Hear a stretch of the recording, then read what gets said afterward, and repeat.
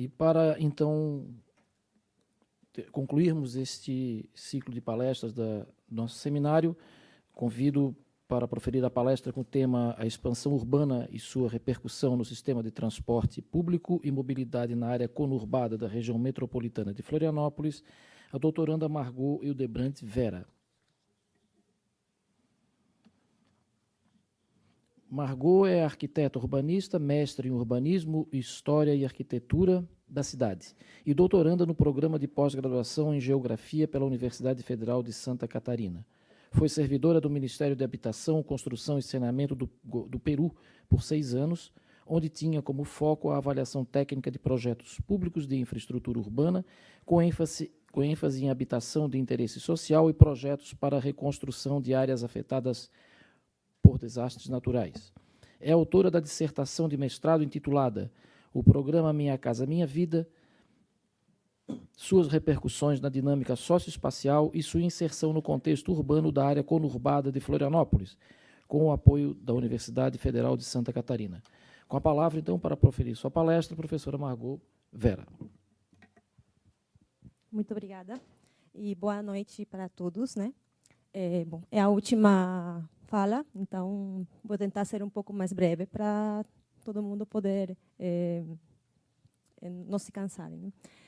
Bom, então, eu venho a complementar um pouco essa fala do transporte público neste bloco de mobilidade urbana, mas meu foco é as áreas de expansão. Como é que a cidade vai crescendo e como está ocorrendo este transporte público nestas áreas periféricas da área conurbada da região metropolitana de Florianópolis. Tenho basicamente 4 tópicos, brevemente, né? Vou abordar o transporte público e a segregação socioespacial, tendo em consideração que o mau funcionamento de um transporte público traz a inacessibilidade a certas áreas da cidade. Isto conlleva, né, a segregação socioespacial de uma classe, de uma população que não tem suficientes recursos para escolher onde pode morar. Outro tópico que tocarei brevemente é o crescimento da malha urbana e como que ela se expandiu, a localização de novos loteamentos e bairros planejados, né, como foi o consumo como está sendo o consumo e como se está gerando estas áreas de expansão.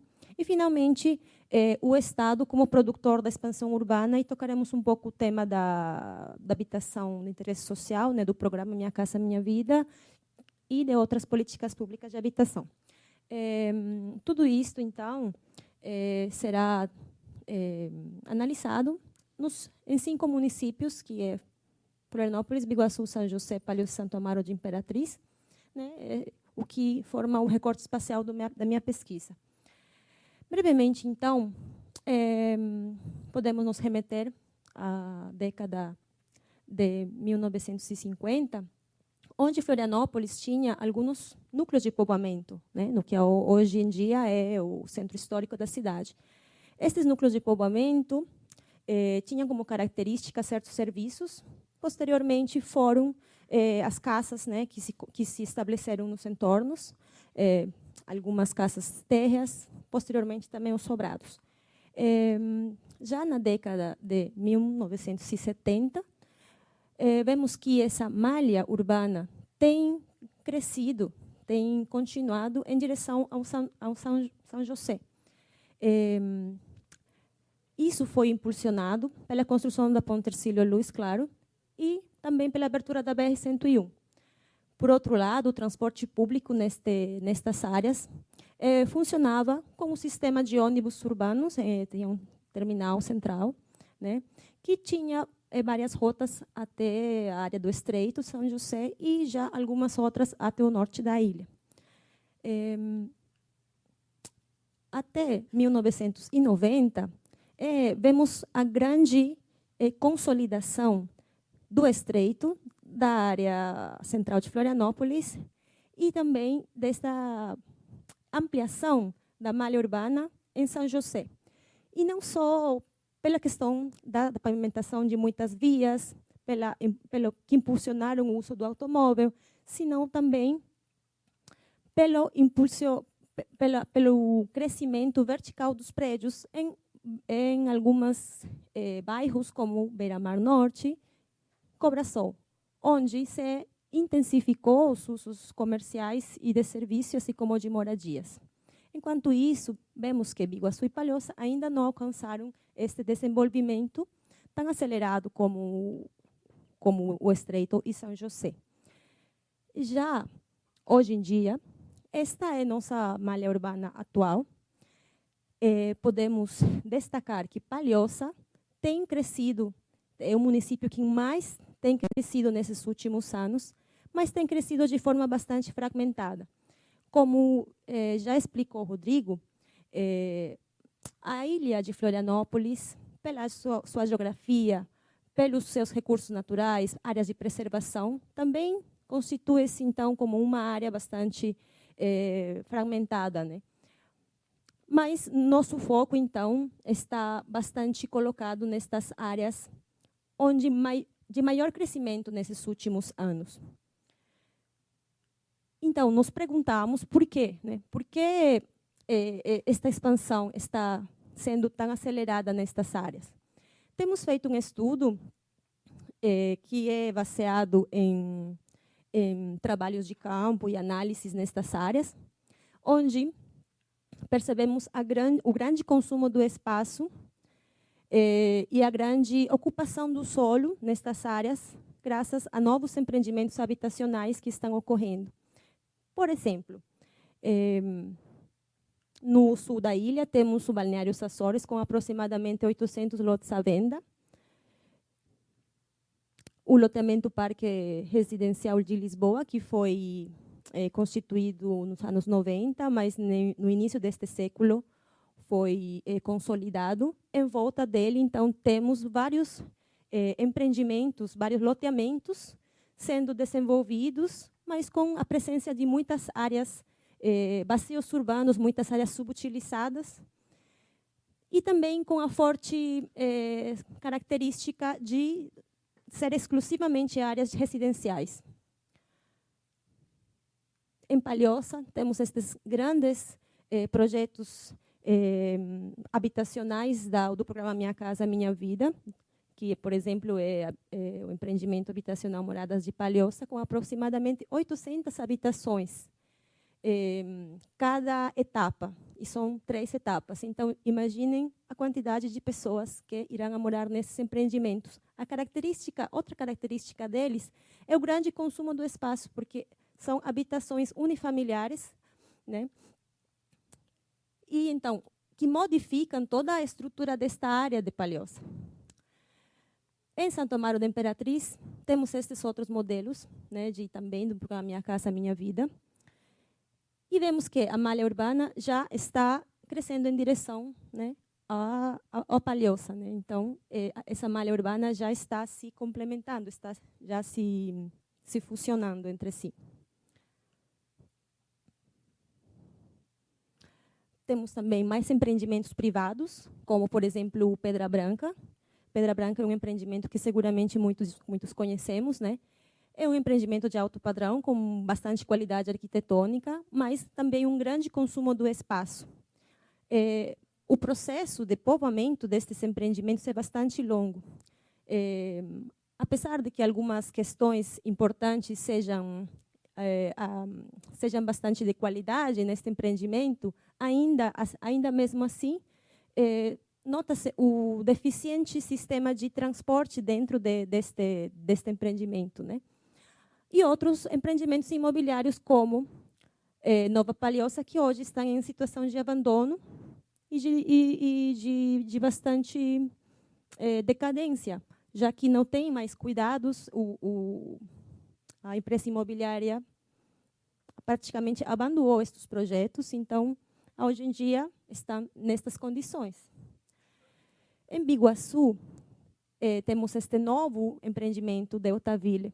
Isto está acontecendo aqui, no norte de Biguaçu, bastante afastada, né, desta malha urbana. Assim como também este outro conjunto residencial, Saudade, da Minha Casa Minha Vida, com 300 habitações, em um entorno rural, bastante rural. Quero deixar também claro que, claro, o programa Minha Casa Minha Vida é um programa que dotou de habitação a muitas pessoas e que é um programa muito importante. Mas não estamos questionando ele, mas sim estamos questionando algumas das suas localizações e como causam as políticas públicas desse programa com as políticas públicas urbanas de cada município. Então, estes conjuntos habitacionais têm como característica principal a seu afastamento dos centros. E é necessário o uso do automóvel para chegar a estes empreendimentos. Por quê? Porque o transporte público até esses empreendimentos é bastante deficiente e vamos a desenvolver esta ideia mais adiante. Então, a localização desses empreendimentos formam novos núcleos residenciais e aumentam a população de um bairro carente de infraestrutura, o que trairá nos próximos anos grandes custos em infraestrutura e serviços que cada prefeitura deverá assumir, porque ao ser instalados em lugares bastante afastados dos centros, então a infraestrutura terá que se desplaçar, terá que ir, não, até estes centros de moradia para poder, para que a população possa ter todas as condições para morar. Vemos, então, que algumas políticas públicas de habitação de interesse social, não, como, por exemplo, da Minha Casa Minha Vida, não estão trabalhando em conjunto com as políticas de mobilidade urbana desta área metropolitana. E as características do planejamento, né, deste espaço, desta malha urbana bastante fragmentada que temos na ilha, é que se criamos se criamos estes núcleos de moradia residencial, onde não temos maiores recursos dentro das mesmas áreas, e todos os serviços e as atividades encontram-se a vários quilômetros de distância, então vai ser necessário deslocamento de automóvel. Neste tipo de modelo, o consumo do espaço também é maior e a infraestrutura é maior. Então, as redes de saneamento básico, as redes de eletricidade e o transporte público terá que se expandir até estes conjuntos habitacionais para que elas possam ter possam cobrir todas as necessidades dos moradores. E existem nesta malha urbana fragmentada, existem muitos vazios e muitos espaços subutilizados atualmente, onde as atividades rurais se misturam com as atividades residenciais. E os altos índices de criminalidade também é uma outra das características destes bairros. Por outro lado, temos outro tipo, o outro modelo de planejamento, que é o uso misto do solo, onde a maior qualidade deste tipo de planejamento é os seus usos compatíveis de moradia, de trabalho, de compras, de lazer, de cultura, de educação, o que traz, então, uma vida bastante dinâmica nestes bairros. Podem-se fazer atividades sociais, podem-se fazer atividades de comércio em esta mesma área, sem necessidade de deslocamentos de automóvel. Então, se impulsiona esta caminhada a pé e esta vida, né, no espaço público. Então, o espaço público está sendo bastante aproveitado por esta população que mora neste tipo de bairros. a segregação socioespacial acontece, então, por essa falta de acessibilidade a tudo que a cidade oferece. O centro de Florianópolis e os centros dos municípios mencionados, eles têm certa riqueza cultural, de serviços, de trabalho, de lazer. Mas, ao estes conjuntos habitacionais localizar-se nas periferias, então, a população que mora nestas periferias está sendo negada a estes recursos que a cidade oferece. Então, estes empreendimentos habitacionais que exigem deslocamento de veículo motorizado são os mais excludentes. Ainda mais se não existe um sistema de transporte público eficiente, né? Então, temos que, por exemplo, em horas de bastante trânsito, a rodovia, não, a BR-101, que é uma das vias que será mais transitada graças a estas novas cargas habitacionais,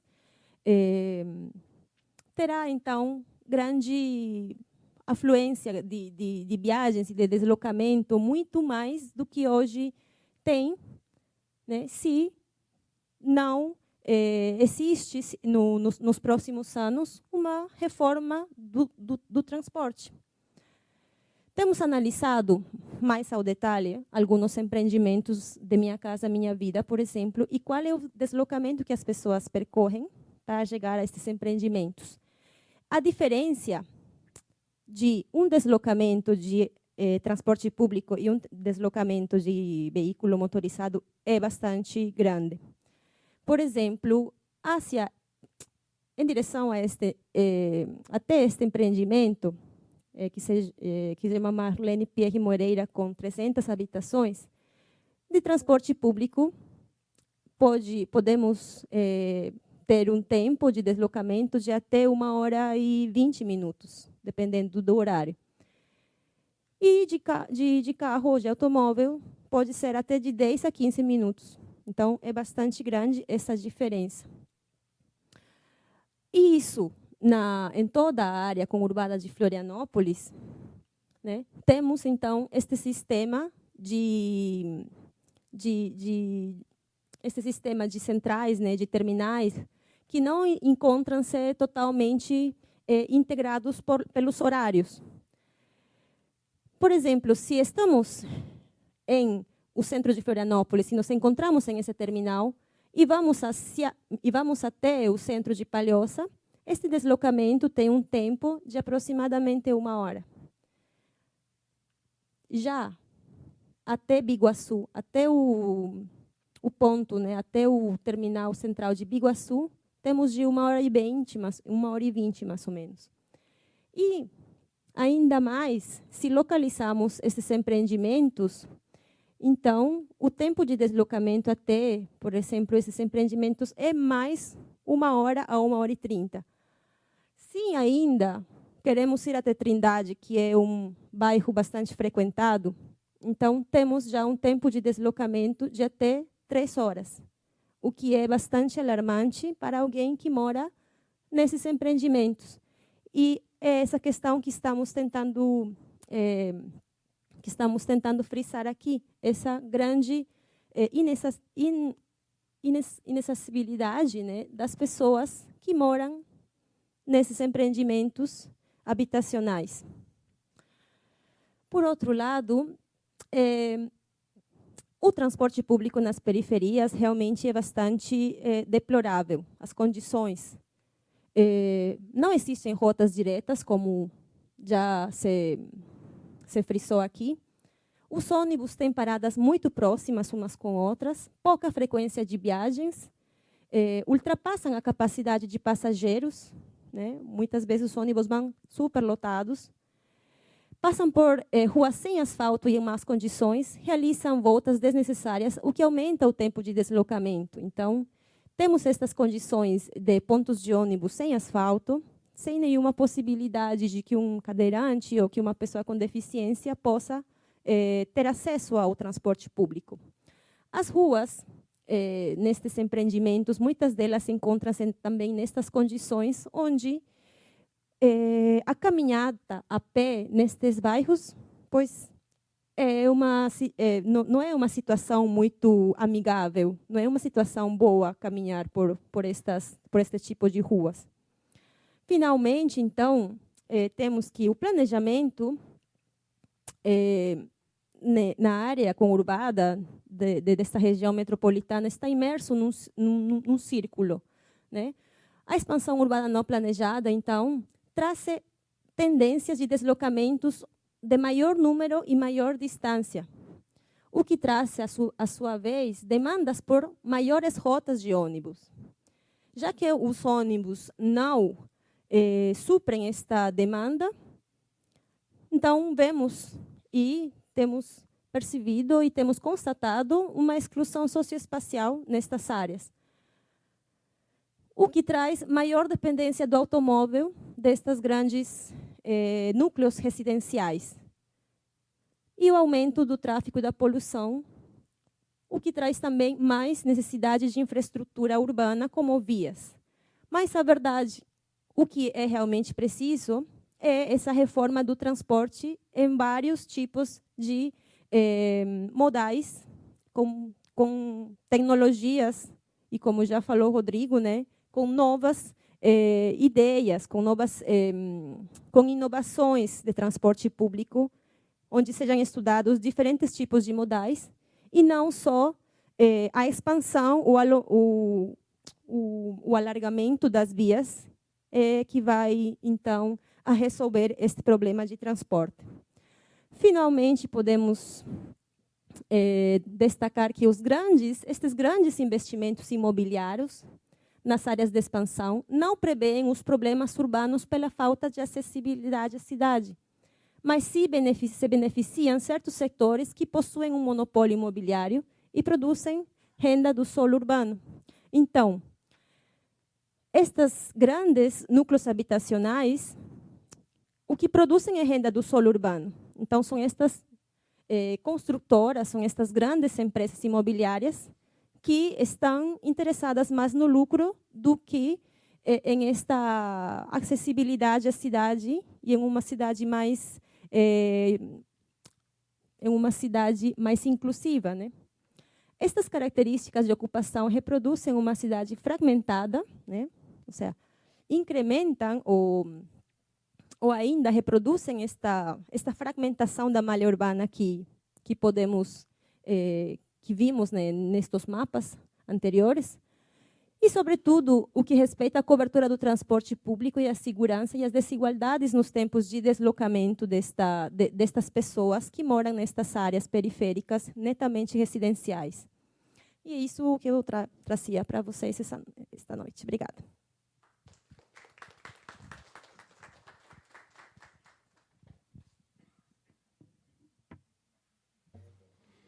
Agradecemos à professora Margot pela palestra.